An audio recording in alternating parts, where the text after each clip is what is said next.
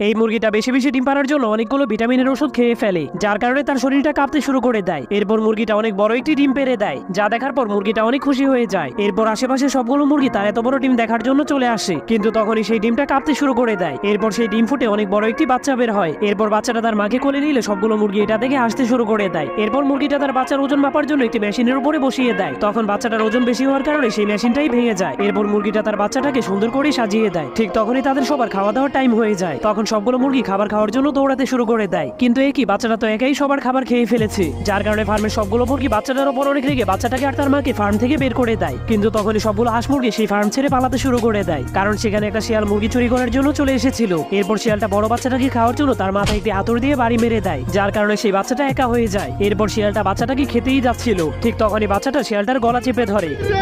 ও বাবা বাবা, আমি তো প্রথম থেকেই কেলানি খেয়ে যাচ্ছি। যাওয়ার আগে আপনার ফোনে কত % চার্জ আছে তা কমেন্ট করতে ভুলবেন না।